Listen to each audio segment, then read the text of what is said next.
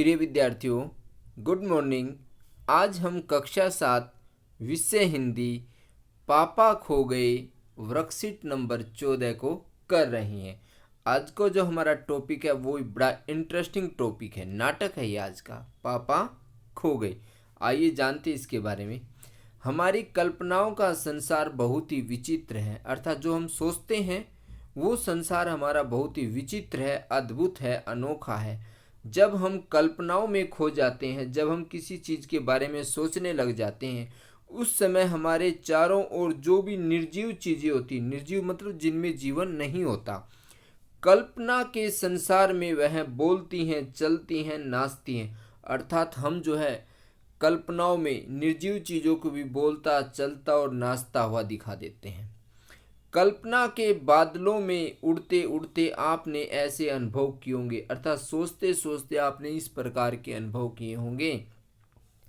प्रस्तुत पाठ, आज का जो हमारा पाठ है, पापा खो गए, एक नाटक है और बहुत ही रोचक नाटक है। वो भी फैंटेंसी। फैंटेंसी का मतलब होता है यानी एक काल्पनिक घटना जो सत्य पर आधारित नहीं है। जहां बिजली का खंबा, यहाँ पर एक बिजली का खंबा है इस पाठ में, पेड़, एक लेटर बॉक्स और कुआं आपस में क्या करते हैं, बातचीत करते हैं। बिजली का खंबा, पेड़, लेटर बॉक्स और कुआं आपस में बातचीत करते हैं। पाठ में एक लड़की भी है, इसमें एक लड़की भी है जिसे अपने घर का रास्ता नहीं पता है, और उस लड़की की समस्या का समाधान ये निर्जीव, जितने भी निर्जीव हैं जैसे खंबा, पेड़, लेटर बॉक्स, कुआं, ये जो निर्जीव वस्तुएं हैं ये आपस में ढूंढ करके उसका समाधान निकाल लेते हैं। तो प्यारे बच्चों, अब इनकी बातचीत है आपस में, पेड़ और खंबे के बीच में बातचीत हो रही है। पेड़, मुझ पर भी एक रात आसमान से गड़गड़ाती बिजली आकर पड़ी। पेड़ कह रहा है कि मुझ पर एक रात आसमान से जो गड़गड़ाती तेज बिजली आई और मेरे ऊपर आकर के गिर गई। आह, वो बिजली थी आफत। पेड़ कह रहा है, याद कर रहा है उस बात को। याद आते ही अब भी दिल धक धक करने लगता है।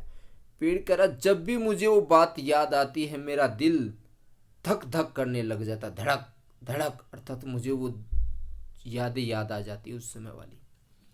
जहां बिजली गिरी थी वहां कितना गहरा गड्ढा पड़ गया। और कह रहा, जहां पर वो बिजली गिरी थी वहां तो बहुत गहरा गड्ढा हो गया था। अब जब कभी बारिश होती है तो मुझे उस रात की याद हो आती है, अंग थर थर कांपने लगते हैं। पेड़ कह रहा कि अब जब भी बारिश होती है ना तो मुझे उसी रात वाली बात याद आ जाती है जिस दिन बिजली गिरी थी। और कह रहा, मेरा हर अंग थर थर कांपने लगता है, अर्थात मैं बहुत डरने लग जाता हूँ। अब खंबा कहता है, खंबा, मेरी तबीयत ही लोहे की है। अब खंबा बड़ा जोश में आकर के कहता है कि मेरी जो तबीयत है वो तो लोहे की है, जो मैं बीमार नहीं पड़ता, अर्थात क्या हूँ, बीमार नहीं पड़ता हूँ, वरना कोई भी इस तरह बारिश ठंडी धूप में खड़ा रहे तो ज़रूर बीमार पड़ जाए। कह रहा कि कोई मेरी तरह इस तरह खड़ा रहे ना बारिश में, ठंडी धूप में, तो कह रहा ज़रूर बीमार पड़ जाएगा या नहीं। कितने दिन बीत गए, कितनी रातें बीत गई, लेकिन मैं बराबर इसी तरह खड़ा हूँ। अब खंबा कह रहा, ओह, तू तो इस बिजली से डर गया।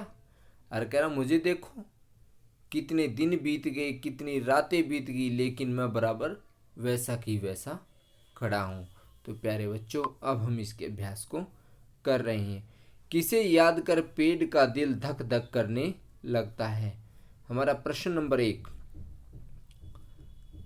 एक बार पेड़ पर आसमान से गड़गड़ाती बिजली आकर पड़ी थी।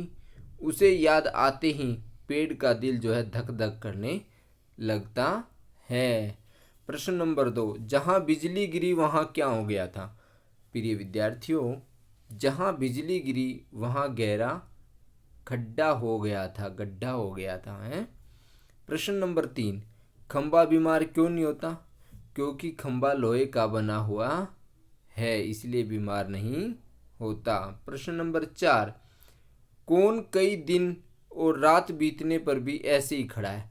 तो खंबा जो है कई दिन और रात बीतने पर ऐसे ही खड़ा है, तो इसका आंसर हो जाएगा खंबा। अब हमारा प्रश्न नंबर 5 एक गतिविधि है। आप भी किन्हीं दो निर्जीव वस्तुओं के बीच संवाद अपनी कल्पना से लिखिए। संवाद का मतलब होता है बातचीत। तो मैं खंबे के बारे में और एक तार के बारे में बातचीत करेंगे। एक बार खंबे ने तार से कहा, खंबा जो है तार से कहता है, हम दोनों साथ साथ रहते हैं, किंतु आपसे सभी लोग डरते हैं। खंबा कह रहा कि हम साथ साथ रहते हैं, पर कह रहा कि आपसे सभी लोग डरते हैं। किससे? तार से। और मुझे छोटे छोटे बच्चे पकड़ करके घूमते रहते हैं, क्योंकि छोटे बच्चे खंबे को पकड़ते हैं और उसके बार बार चक्कर लगाते रहते हैं, चक्री लगाते हैं।